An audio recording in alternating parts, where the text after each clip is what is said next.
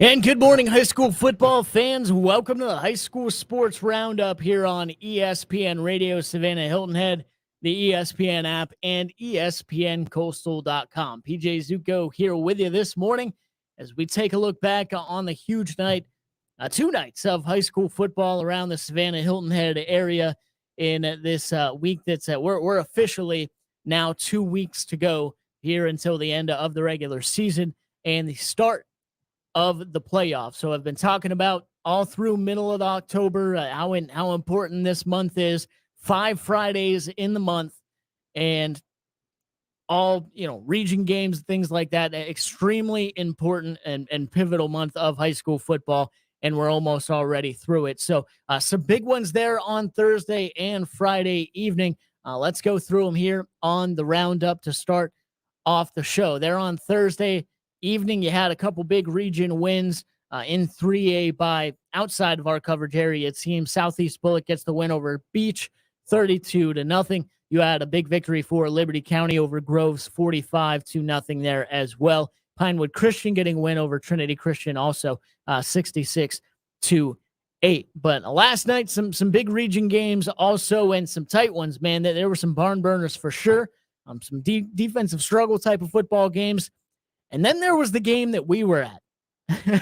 And defensive struggle was certainly not what that was, as we coverage of Benedictine Cadets football on ESPN Radio Savannah Hilton Head, presented by Savannah Toyota every single week, and Benedictine getting the victory 70-28 over New Hampstead.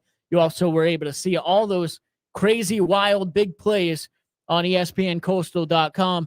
For the ESPN High School Game Day Game of the Week, fueled by End Market, brought to you by Savannah and Low Country Honda dealers. And, man, Benedictine was just really exploded, really explosive all throughout the evening there last night. And, we picked that game, obviously, on video, the Game of the Week, as that one was circled for a ton of people around the Savannah Hilton Head area. Obviously, these two teams as well from the beginning of the season. Just with how pivotal, how important that matchup could be in region play. And it came to be exactly that. I mean, New Hampstead, 1 loss on the year. Benedictine, the 2 losses to start the year. But before that, these teams have been rolling with so much momentum to come into this ball game, both 1-0 in region play as well. And that, the de facto and ended up to be the region championship game as well that Benedictine was able to win.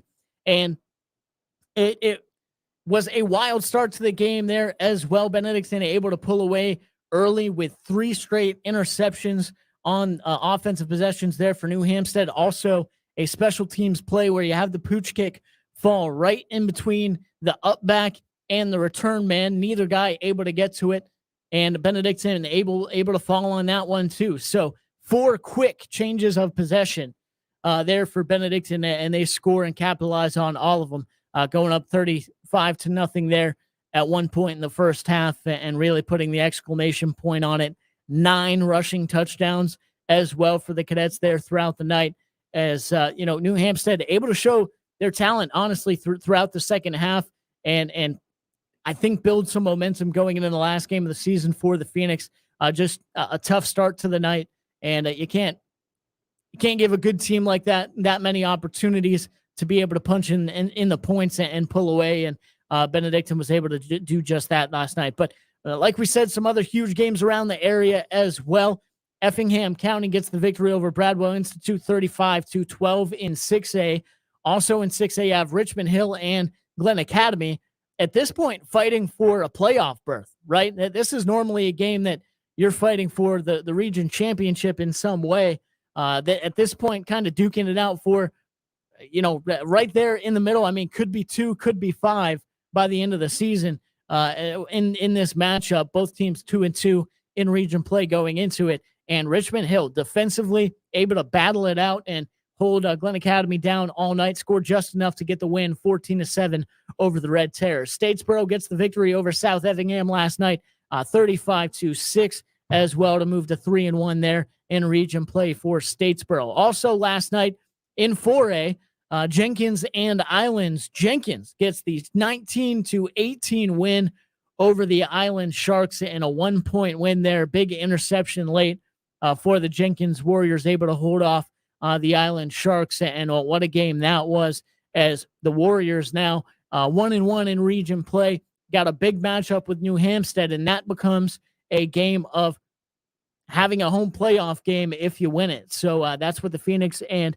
Warriors will be battling for there next week, as obviously Benedictine taking on Islands now to finish off the regular season, and the Cadets winning that region championship due to the fact that if they lose that game against Islands, that would bring Islands to 1-2, and would, of course, Benedictine would hold the tiebreaker no matter who wins that next game next week over Jenkins and New Hampstead. They have wins over both those teams, so would win the tiebreaker there as well for the region championship and the 1 seed. So we'll see who gets that home playoff game between the Phoenix and the Warriors there next week, and certainly looking forward to this one. Johnson gets the win over Windsor Forest last night as well. The Adams Smashers win that one 20-6, and that kind of fogs up that 3A region as well. Windsor Forest was the leader in that region. Now with that loss, they fall back down, and Liberty County now having a chance to win the region championship after their win on Thursday. So things looking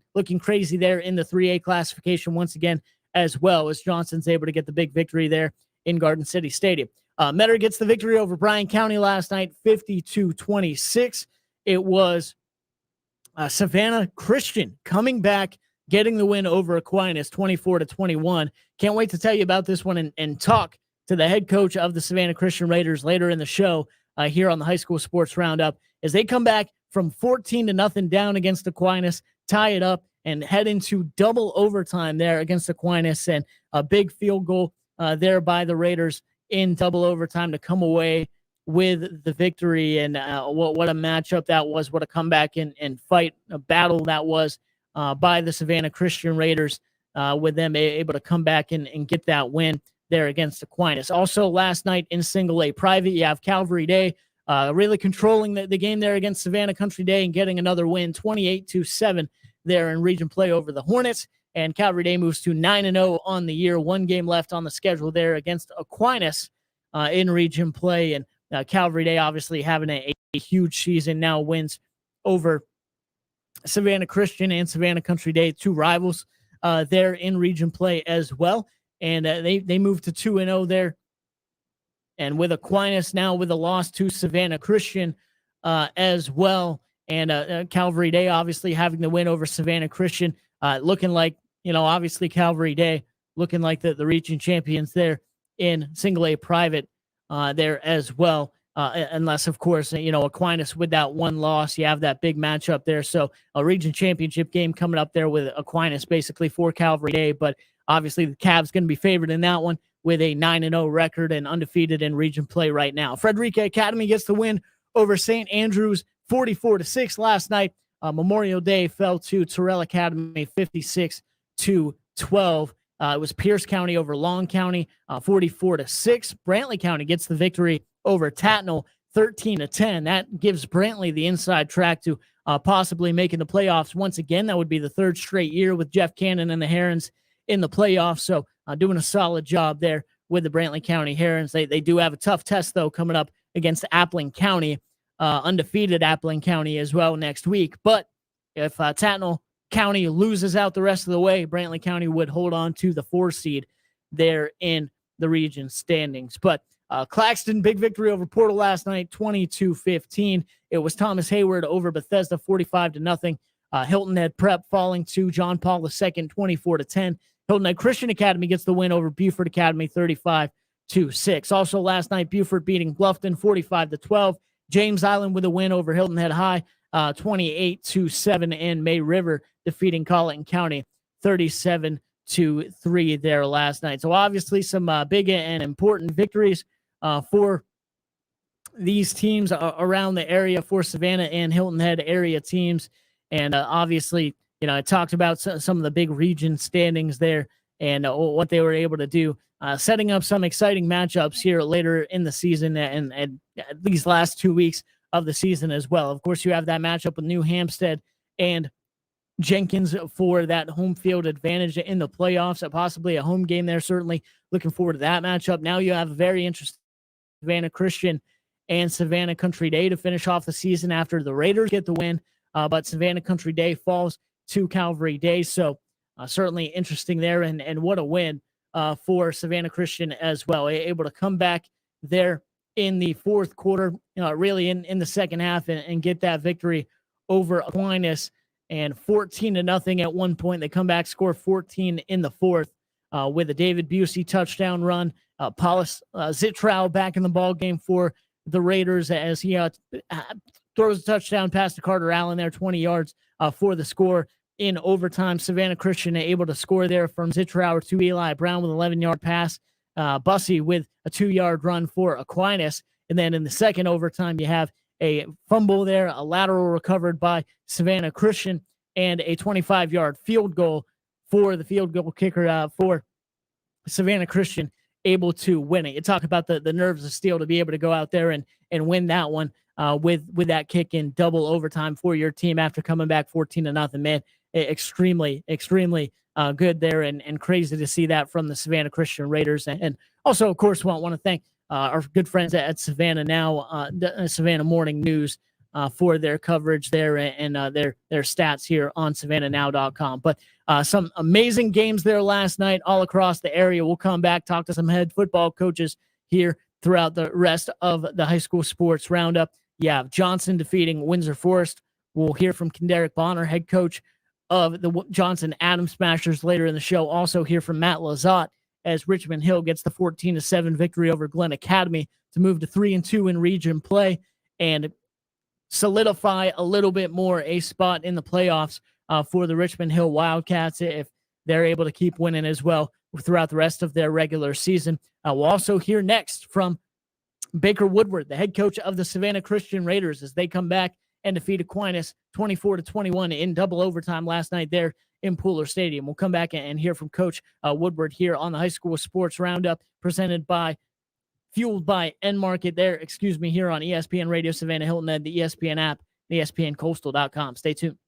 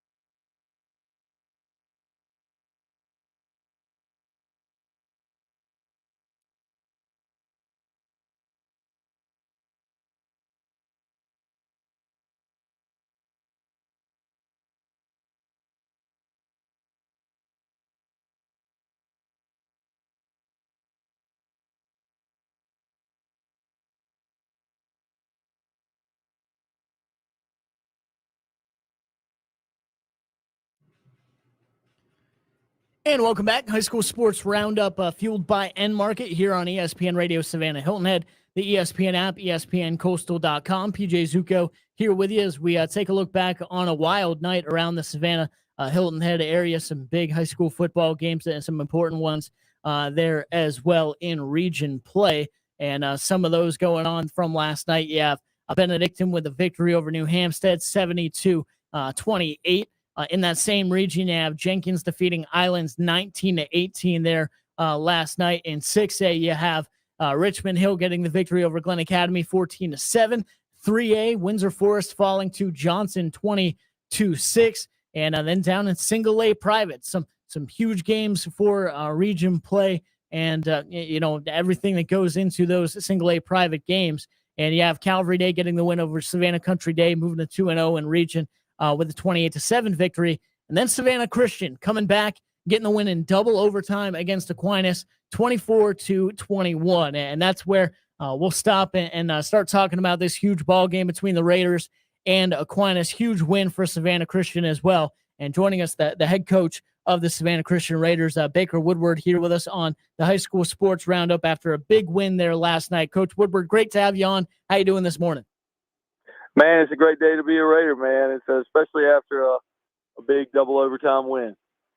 Yeah, Coach, no doubt about that. And there's so many different, angles we could talk about with this one. But Coach, just overall, able to go out there and be down 14-0 at one point and just battle back, just battle throughout the whole game. Defensively able to come back, offensively able to score those points in the fourth quarter, and then of course come through in the clutch there in double overtime. Yeah, absolutely. I mean, we weren't pleased at halftime. Coach Leonard and just the Aquinas program, they did a phenomenal job of just holding the ball, and they probably had the ball the entire first half, and they did not punt, and they basically just drove it down our throats the first two quarters, and offensively we couldn't do anything. But Coach Walt's got the defense fired up at the half. We got our team fired up at the half, and came out the second half, made those adjustments on defense, and our defense played a phenomenal job, and our offense finally got it going late.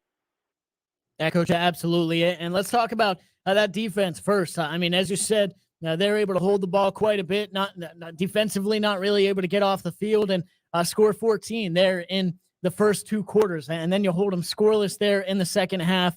And, of course, the one score in the first overtime, but even in second overtime, come back with a big turnover and set you're up to win the game there in double overtime. So defensively, just coming up big all night, even being down 14-0, still holding them to 14 points overall and a very solid offense there from Aquinas. Yeah, absolutely. We made a deal as the head coach. I made a deal with the defense. I said, if you hold them at 14 the second half, we're going to score. And thankfully we did. We scored obviously 24 points throughout the actually fourth quarter and overtime. And so very proud of just the resiliency and not giving up of our overall football program. But, Peyton Cromwell was senior night, and Peyton and, just the whole front there just had a phenomenal second half. And, they're playing a little bit banged up. And Caleb Womble is limping around out there, another senior, and Peyton Cromwell's shoulders, bothering him, and he just sticks it in there, stays in there, and just has a great second half. And even Austin Saylor with an interception in the second half. So our defense, man, they've been a little bit, but they did not break the second half. Yeah, Coach, and looking over at the other side of the ball, offensively able to find that spark in the fourth quarter. Like you say, scored 24 points in the fourth quarter and overtime. And David Busey has been such a warrior for this offense. I feel like throughout for the team throughout the whole season, especially the last few weeks. I know with him kind of taking over some of the quarterback responsibilities, and one of the games where he just was able to run for over 100 yards and also have, I think, 10, 11 tackles on defense. So he's able to get into the end zone last night. But then as well, Paula Citrao are able to come back into the rotation a bit and throw some big touchdown passes there in fourth quarter and in the first overtime and play his role extremely well. And love to see him coming back from being banged up a few weeks ago.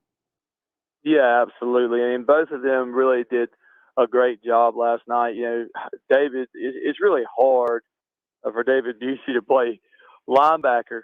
And I tell you, Aquinas had probably cracked back on him about 4 or 5 times last night. And 1 or 2 times he did not see it. And so he was getting hit, in the ribs, getting hit right in, the backside of the shoulder by Aquinas. And then he's got to go in there and try to take snaps and play offense, not to mention we're trying to run him. And so, he got a little bit banged up last night. And so, we decided at one point, just to give him a little bit of break, we went with Paulus, and Paulus has just been waiting. He had a head injury a couple weeks ago, and he's just been patiently waiting to get another shot. And of course, he comes in, and man, he just did a phenomenal job. Had a huge pass to Carter Allen. Paulus took a big hit, delivered it to the flats to Carter Allen. He broke about 3 or 4 tackles and scored a touchdown, and then made another great pass to Eli Brown out in the flats on a bubble screen, and Eli does the rest, breaks 5 tackles, gets the touchdown. But yes, Paul Sitrauer comes in. I don't have the numbers, man. I'm trying to take a break, trying to take a break from football. Understandable.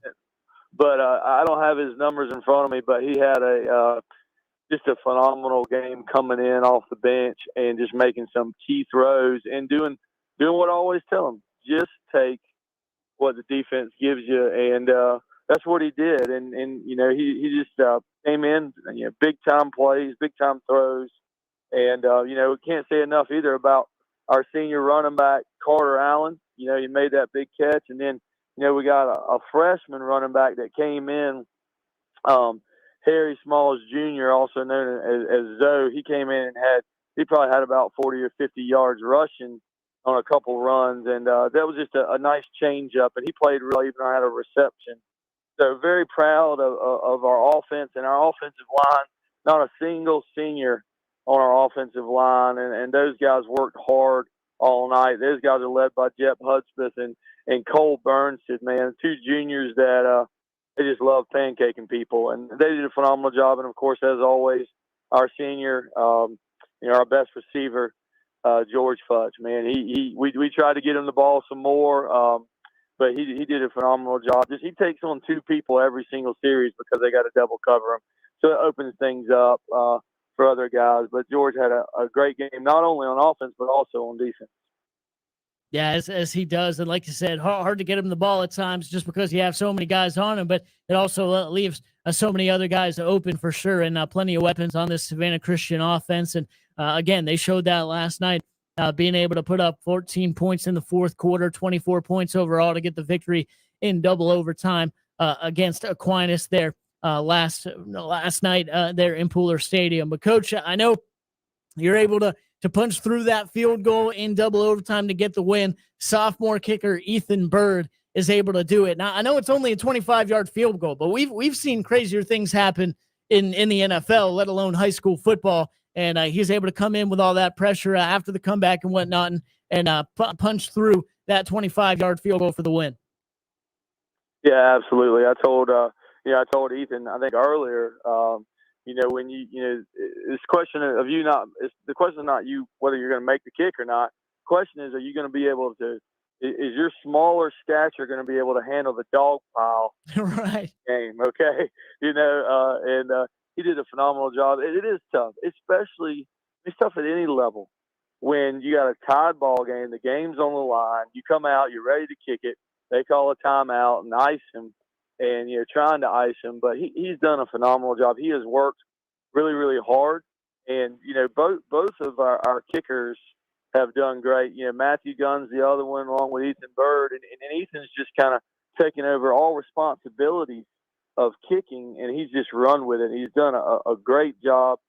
Makes the field goal, makes the game winner, and he's just been working so hard, and good things happen to those that work. And just very proud of him, and also proud of Matthew Gunn.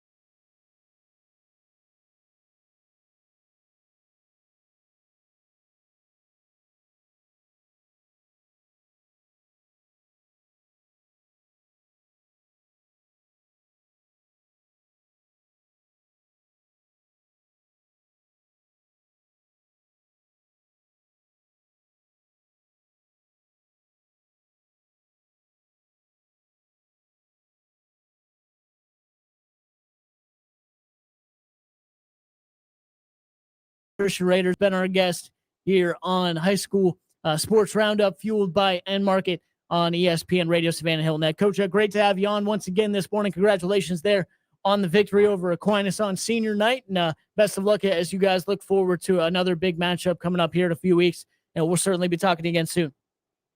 All right, man. Hey, thanks so much for having us, man, and go Raiders. I appreciate it. Coach Baker Woodward, head coach of the Savannah Christian Raiders, our guest here on the High School Sports Roundup. So, yeah, solid win there by Savannah Christian last night. Had to come back to get it and now hold Aquinas there to 14 there after halftime. Paula Citrow comes in the ball game with a couple big touchdown passes. David Busey there with the touchdown run to get the scoring started for Savannah Christian, and Bird with the 25-yard field goal, for the game winner there for Savannah Christian. All comes out to a 24-21 win over Aquinas. But we'll come back. Big win for Johnson there last night over Windsor Forest, 22-6. We'll chat about that one with Kendarick Bonner, head coach of the Johnson Adams Smashers, here on High School Sports Roundup, fueled by End Market on ESPN Radio Savannah Hilton. Stay tuned.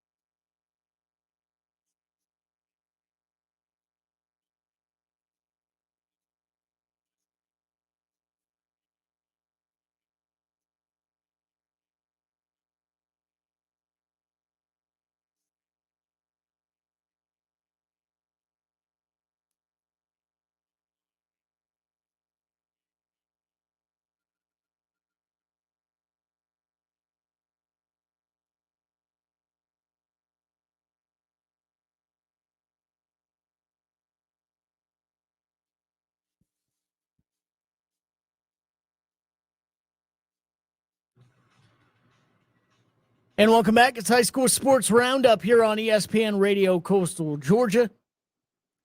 Savannah Hilton Head, the ESPN app, and ESPNCoastal.com. PJ Zucco here with you as it's all fueled by End Market here on the Roundup, and some huge games, some huge wins by Savannah and Hilton Head area teams there last night.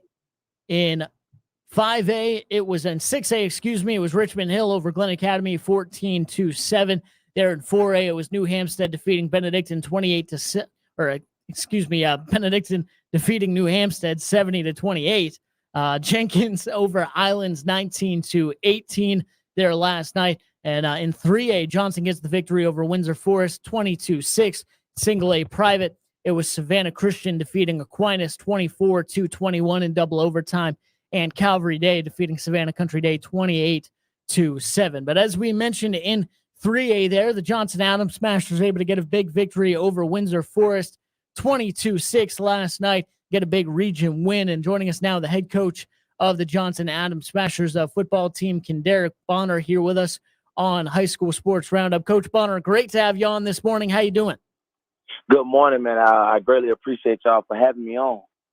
Yeah, absolutely, Coach. Great to have you on and having a good morning as well. Fantastic to have you here on the show, and especially after that big win last night, Coach, 20-6 over Windsor Forest in a big region contest over the nights, and able to play well both sides of the ball, hold on for that big victory over Windsor Forest. Yeah, man, it was a very competitive game. A lot of points got put up in the second half because if you know, at halftime it was 0-0. Right. Yeah, exactly. And a huge second half for Johnson there, able to like you said, put up 20 points there in the second half and win that one. And Coach, let's start defensively, as Windsor Forest coming into this ball game over the past few weeks has been playing very well, kind of had hit their stride offensively and defensively again. Like you said, able to hold them scoreless in the first half, 6 points in the second half, and turn them away basically all evening on the defensive side of the football. Well, defense is led up front in the trenches with two seniors, man, that anchor it at the defensive end position, James Gerald and Jalil Pierce. They're fast, they're strong, they're physical, they're everything you want in a defensive line, trying to reset the line of scrimmage and slow down Mike Caparello, who we know is a really, really good running back. And they did a really good job for us. And our linebackers, they came to play. We have one senior in the linebacking core, and everybody else in the secondary, we didn't have too much to worry about other than number 7, Scott from Windsor Forest. But we put Ted Hurst on him, number 4, and we just went with the game plan. Yeah, Coach, absolutely. And like you said, those guys up front for Johnson, they able to play really well, and it makes everything work better, especially against a running football team like that. And like you said, Mike Caballero, such a solid running back for Windsor Forest. But when those guys up front can fill their gaps and make it hard on that offensive line, you have those linebackers running free. It makes it really difficult on an offense to be able to block all of them. Yes, sir. I agree. And Mike had his fair share of touches. It was like I said, overall, I was impressed with the way my defense formed to the ball. We always preach 11 hats to the ball, and that's really just the motto. If you're not doing that, he'll break one. It was a couple times in the game that I thought he might have broke one, but I was glad we was able to get him on the ground. Yeah, Coach, absolutely, and they're able to do that all night defensively. Again, hold Windsor Forest scoreless in the first half, 6 points in the second half, and win that one 20-0. And Coach, 0-0 at halftime. Your offense able to hit its stride, score 20 points there in the second half, and come away with a big win. And obviously able to make some changes there and hit some big plays there in the second half. Well, we're hoping to be able to keep that going, man. We have, I think, in my opinion, we got some weapons.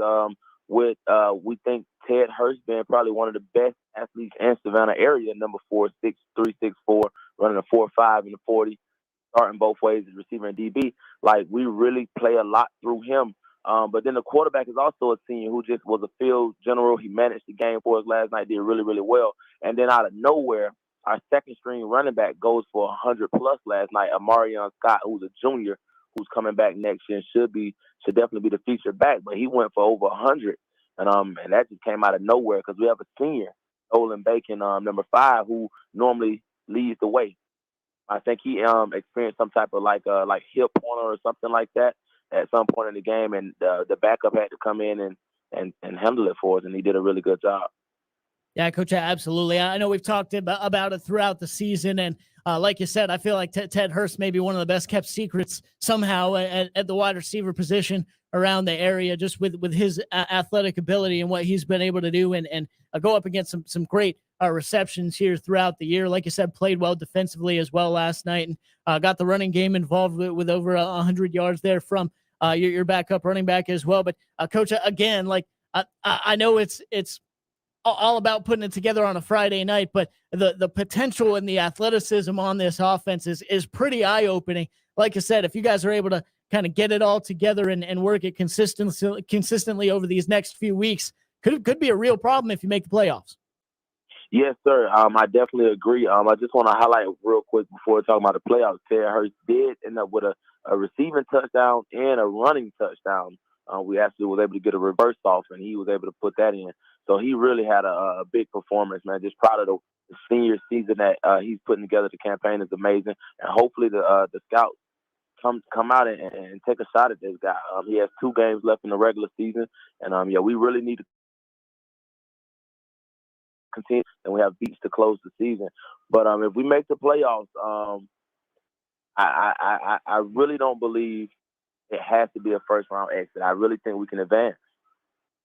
Yeah, Coach, I'm with you. And like you said, got to be able to continue to execute and play well over these last 2 weeks to be able to do that. Have a couple losses there in region play, but some big wins as well. And this one, of course, with Windsor Forest, big and notable when it comes to figuring out those seeding spots and things like that. But yeah, Coach, 2 games left in the regular season, Savannah and Beach. What do you need to see from your team to execute at a high level and get these wins to make sure you're still playing here in 3 weeks?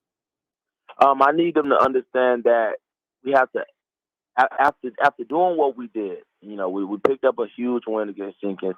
We picked up another pretty good win against Windsor Forest. But just getting them to understand that we've been there before. So sometimes we get in those games and we're really, really playing hard and we're playing aggressive, and we don't always understand like the chippiness of the game. And I try to preach a message to them all the time about, hey, let's be the bigger person. I know you're playing hard. I know you're trying to play to the whistle, but let's not get anything crazy thrown on us, like unsportsmanlike, because it appears that we're doing too much. So that's been the message, man. Let's continue to, play clean football. Don't do anything after the whistle. Keep a level head and just play good football. And Johnson able to do that last night, 20-6 victory over Windsor Forest. Big region win. Looking forward to a couple games to finish off the regular season for the Johnson Adams Smashers between Savannah and Beach as well, and big region contest there. And Johnson eyes on the playoffs here. A couple big weeks to go here there in region play, but big win there last night over Windsor Forest. Kendarick Bonner, head coach of the Johnson Adams Smashers, our guest here on the High School Sports Roundup. Coach, great to have you on once again. Great talking to you. But congratulations there on the win last night, and best of luck as you move forward with these big region games moving forward. Thank you, sir. Thank you for having me, and I look forward to hearing back from y'all pretty soon. Yeah, Coach, absolutely. We'll definitely be talking to you again soon. Kendarick Bonner, head coach of the Johnson Adams Smashers, our guest here on the High School Sports Roundup, fueled by N-Market. So, yeah, huge win there last night. And I mean, I'll say it again, that offense has potential to be extremely explosive with the athleticism they have there at Johnson this year and just with the playmakers they have. It's just all about being able to execute consistently. We've seen some big penalties and some big false starts, things like that with Johnson over the course of the year that I know that they're looking to get worked out. Turnovers here and there. But, man, with the athletic ability of Ted Hurst on the outside, you have the running game there, a solid quarterback. You have all the makings for a team that could be scoring 30, 40 points a night. So we'll see if Johnson's able to kind of hit that stride. Certainly hit it in the second half last night and keep on rolling through these last couple of weeks of the season. But obviously you have Savannah and Beach out there looking to play spoiler as well. So it's going to be a fun ride over these last 2 weeks of the regular season for sure. It's going to be exactly that for Richmond Hill as well. The Wildcats get the win over Glen Academy last night. When we come back, we'll talk with Matt Lizotte, head coach of the Richmond Hill Wildcats here on the High School Sports Roundup, fueled by N-Market on ESPN Radio. Savannah Hilton Head, the ESPN app, and ESPNCoastal.com.